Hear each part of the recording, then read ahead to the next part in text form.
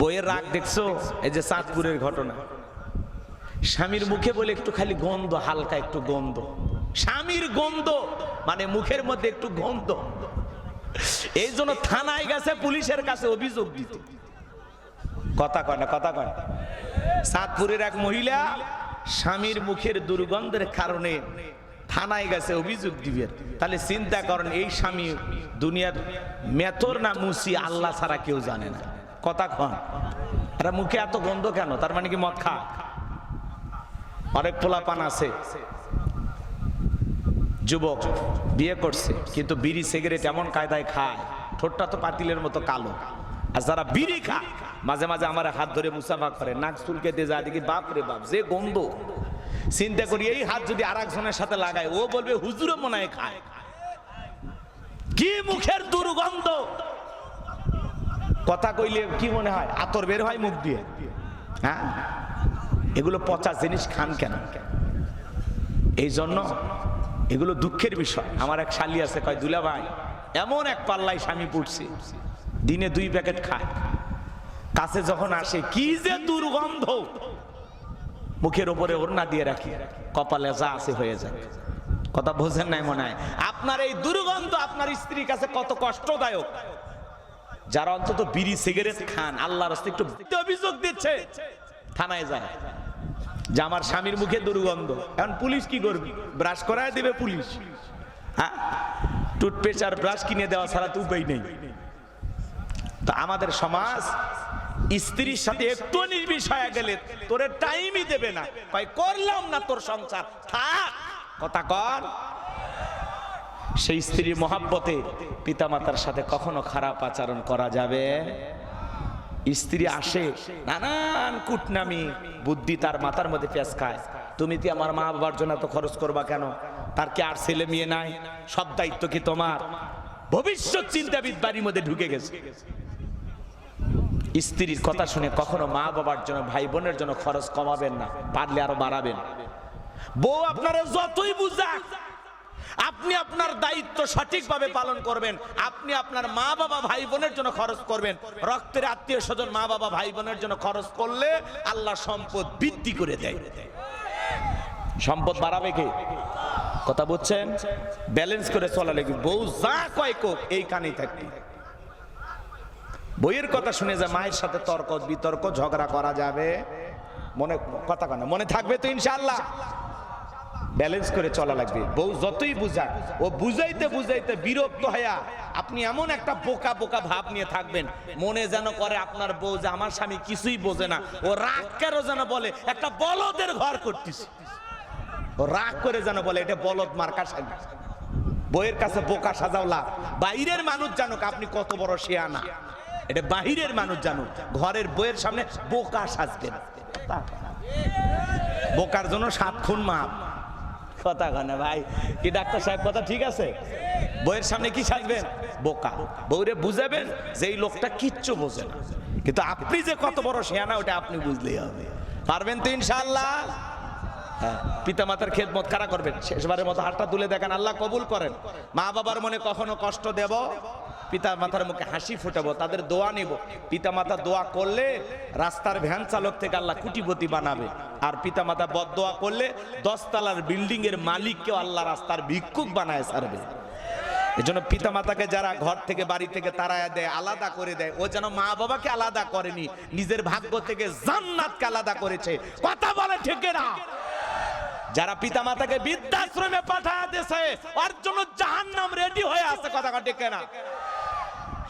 কপাল পোড়া মা বাবাকে বৃদ্ধাশ্রমে পাঠায়, আছে না নাই? কোন আলেমের মা বাবাকে পাবেন না, রিক্সা চালক ভ্যান চালক এদের মা বাবাকে পাবেন না। পাবেন কাদেরকে জানেন? শিল্পপতি, কুটিপতি। আর কথা কয় না, বেশি শিক্ষিত, বেশি শয়তান। হয়া কি করে? বাপ মা বোঝা মনে করে বৃদ্ধাশ্রমে তুই আসছি। আল্লাহ হেদায়েত দান করুক। কষ্ট হয়েছে? এরপরে লোকমানে হাকিম তার কলিজার টুকরা সন্তানদেরকে বলতেছেন, ইয়া বুনাইয়া ইন। কষ্ট হচ্ছে ভাই? আমি কি বলবো না রাগ করতেছেন? রাগ করবেন না। লোকমানে হাকিম বলতেছেন, ইয়া বুনাইয়া ইন্নাহা ইন তাকু মিসকালা হাববাতিন মিন খারদালিন ফাতাকুন ফি সাখরাতিন আও ফিস সামাওয়াতি আও ফিল আরদি ইয়াতি বিহাল্লাহ ইন্নাল্লাহা লাতীফুন খাবীর।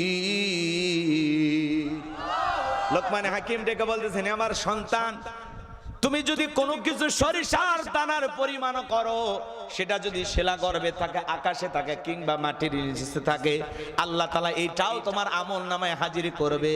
সেটা যদি সরিষার দানার পরিমাণ ছোট হয়, আল্লাহ সূক্ষ্মদর্শী, আল্লাহ সব বিষয়ে খবর রাখেন। আপনার গোপন প্রকাশের খবর সব কার কাছে?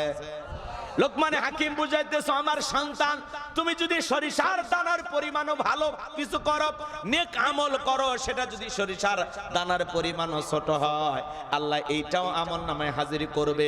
আবার তুমি যদি সরিষার দানার পরিমাণও বদ আমল করো, গুনাহের কাজ করো, সেইটাও আল্লাহ তাআলা আমল নামায় হাজির করবেন।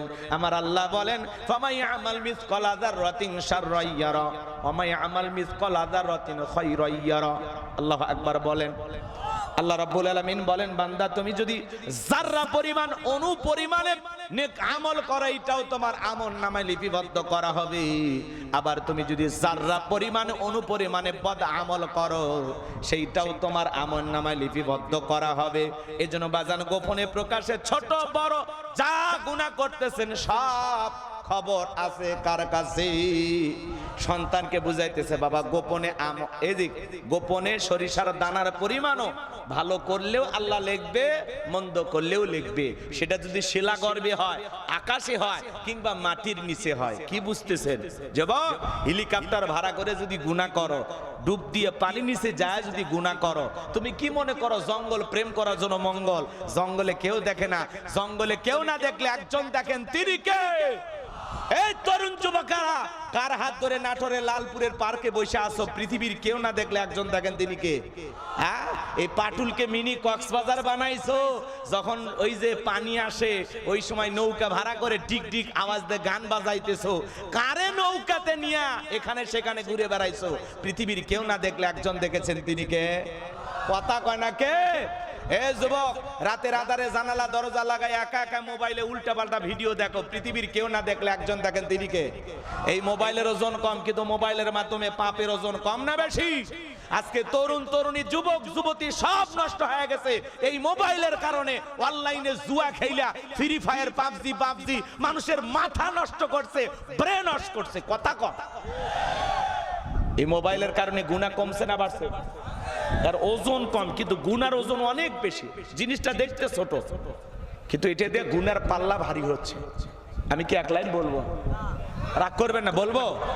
বিরক্ত হবেন না?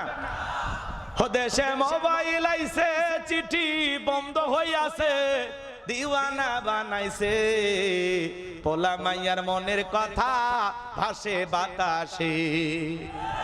দেখো পোলা ফানের মন বাদা ফেসবুকে, এখন মোবাইলে চ্যাটিং কইরা কাটায় সারাক্ষণ। এই মোবাইল পাইয়া দেখো মদনের মাইয়া, এই মোবাইল পাইয়া দেখো রমজানের মাইয়া, কি কাণ্ড ঘটাইছে, স্বামী সংসার রাইখা নাকি পালায়া গেছে।